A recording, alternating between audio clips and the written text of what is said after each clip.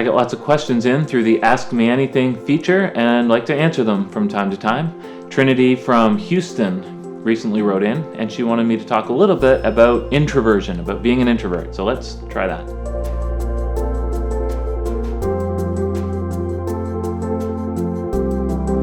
Yeah, I'm definitely an introvert. Introversion and extroversion aren't biblical categories. They are helpful terms, though, in terms of expressing people who are more outgoing or people who are more withdrawn. I guess you could say people who recharge by being alone would be introverts.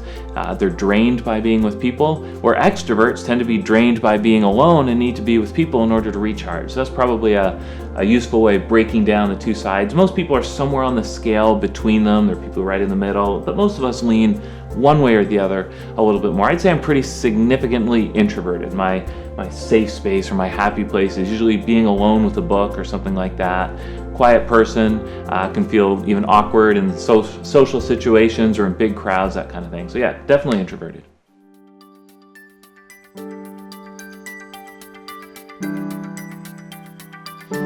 Yeah, I think as human beings, we're always searching around for identity. We're always trying to land on different things, saying this defines me.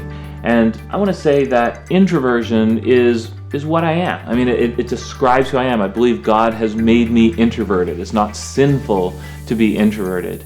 But it doesn't define me. It's not all that I am. And what I really meant to say by that is I cannot use my introversion as an excuse for disobedience. If there are things God calls me to, let's say God calls me to speak the gospel, and I know He does, right? That's very clear in the Great Commission. I need to go and preach the gospel to all people. I cannot allow my introversion to be an excuse that keeps me from doing that. It doesn't define me in such a way that I can say, I don't have to evangelize people, I'm an introvert. I don't have to speak to that person, I'm an introvert. So very clearly I want to say it doesn't define me. It is part of who I am, but not in that sense. I think that's a very, very important distinction for us to make.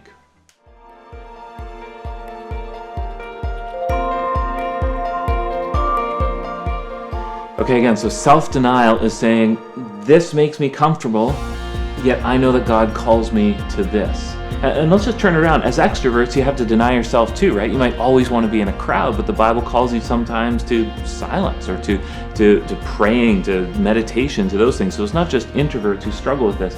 The Bible calls me to self-denial. That might be on Sunday, going up to somebody in church and greeting that person. That can be very, very difficult for me. But God calls me to love people, to reach out to them, and so I'm going to do that. That might be sitting in a taxi somewhere, and I'd rather just stay quiet, but yet I really think I've got an opportunity here to speak truth to that person, to preach the gospel to that person. And so I'm going to deny myself comfort, and I'll reach out to that person and tell them about Jesus, or at least initiate a conversation.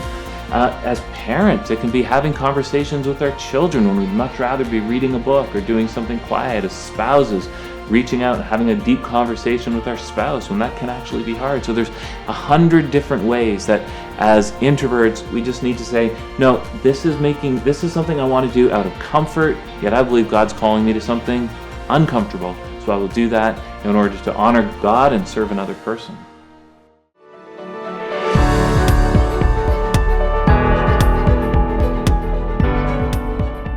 Yeah, when I first was invited to do public speaking, I found it utterly terrifying to stand in front of a crowd.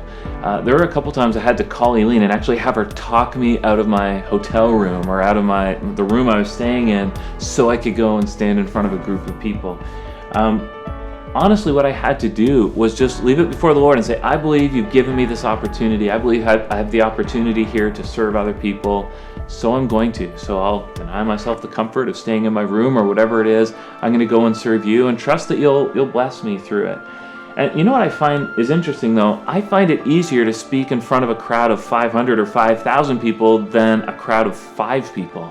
It's actually, in a big crowd, it's actually easier than in a small group of people, because it's never really awkward when you're on a stage in front of many people. You're sort of in control of the room, everybody's looking at you, you can just do your thing. It's much harder, casual conversations, social situations. That's where I think most introverts really run into introversion-based fear. So for me, it's much more those smaller situations, but even then, I have to serve people. I get the opportunity to love people. I get the opportunity to exercise self-denial. And so, to the best of my ability, I just do.